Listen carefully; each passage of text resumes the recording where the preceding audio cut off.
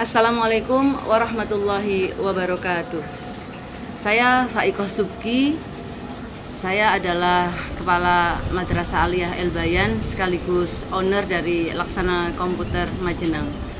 Saya sedikit akan menceritakan tentang kisah, yaitu yang saya paham adalah Mbah Yai Najmuddin, kemudian Ibu Nyai Umi Latifah.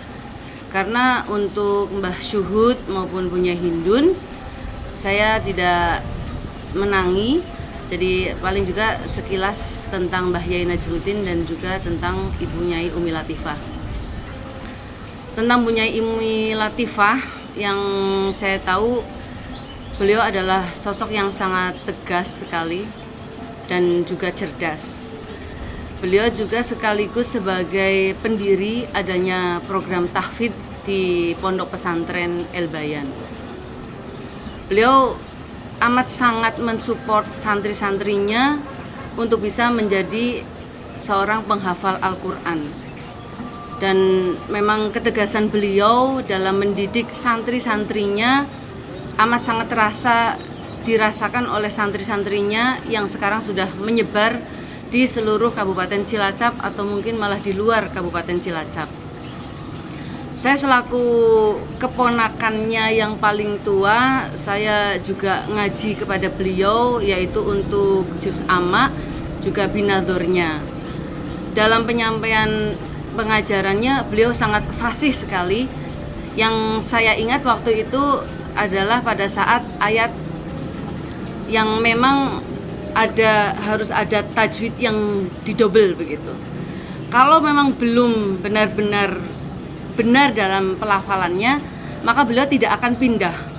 Walaupun itu mungkin ponakannya terus kemudian jadi ngajinya lebih cepat, itu enggak. Tapi benar-benar memang drill yang beliau lakukan sangat detail, dan kemudian bagaimana pelafalan santri-santrinya sesuai dengan kaidah yang benar, beliau sangat teliti sekali.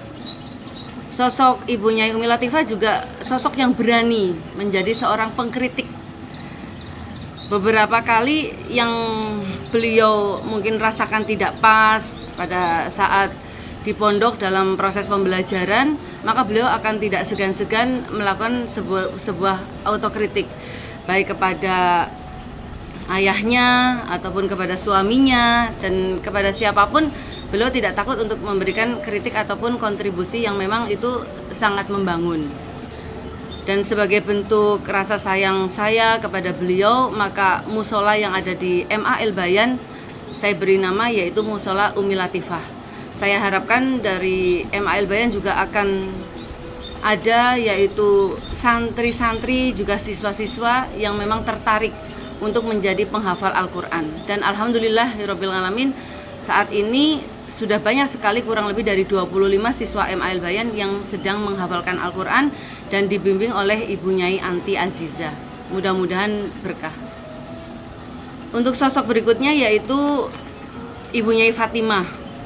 Beliau adalah seorang istri dari Mbah Yai Najmuddin. Seorang, ya saya bilang di situ seorang, karena Mbah Yai Najmuddin walaupun diiming-imingi oleh beberapa kiai yang lain untuk berpoligami, tapi beliau tidak bergeming, yaitu tetap satu istri sampai dengan meninggal.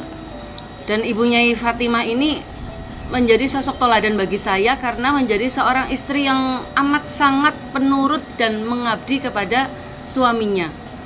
Tidak protesan begitu, dengan pemberian berapapun yang diberikan oleh suaminya, beliau akan sangat terima.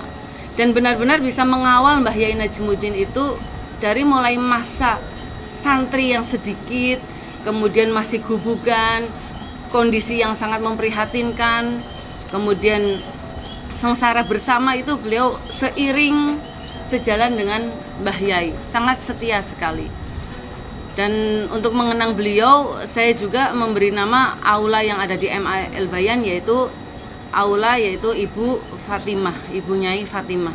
Mudah-mudahan ini juga memberi inspirasi bagi saya, bagi ustadz-ustadzah yang lainnya untuk menjadi istri yang solihah dan manut taat kepada suami, tidak protesan, juga tidak galak. Kemudian sosok yang terakhir tentang Mbah Yai Najmuddin. Mbah Yai Najmuddin menurut dalam pandangan saya, beliau memang amat sangat sederhana sekali.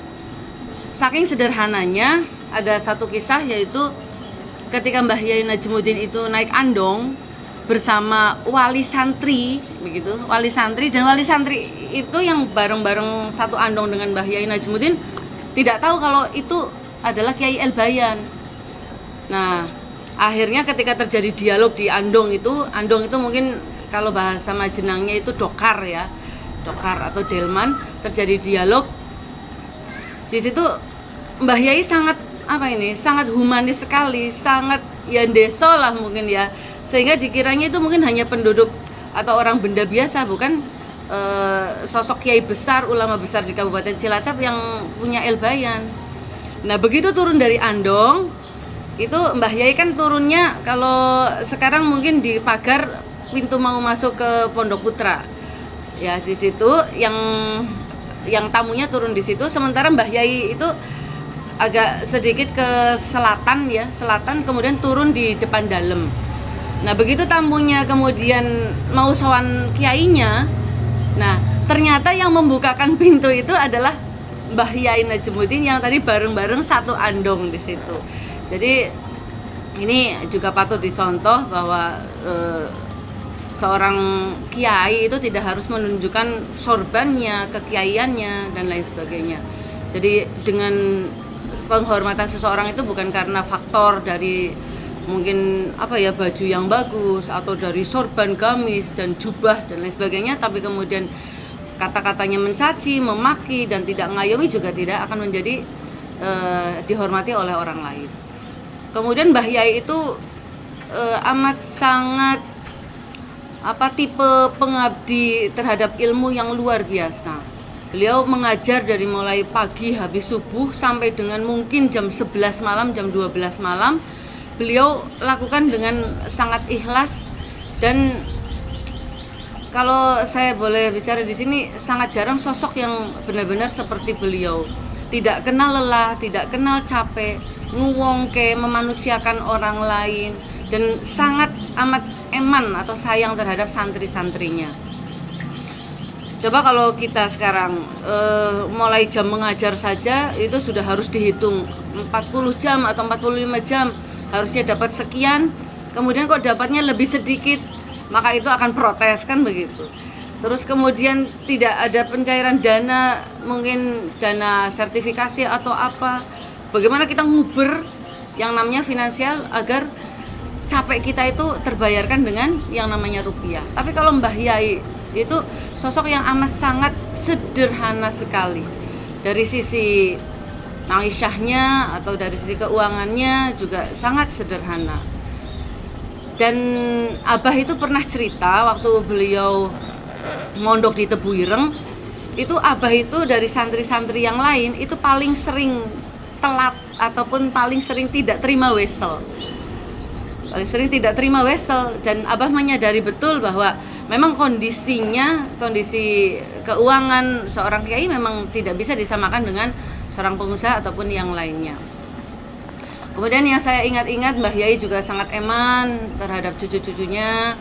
Saya masih ingat waktu saya kecil dulu, saya lagi baca buku dongeng begitu. Lagi baca buku dongeng dulu, majalah-majalah anak-anak. Kemudian Mbah Yai mendekat, "Jajal diwacakan sing seru" gitu ya, dibacain yang keras.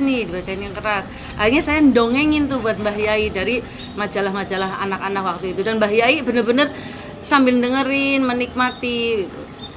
Mbah Yai juga sosok humoris gitu. Humoris artinya di situ juga tetap ya dalam batasan-batasan wajar. Banyak sekali jok-jok beliau yang diceritakan kepada cucunya, kepada tamu-tamu, itu membuat kita ger.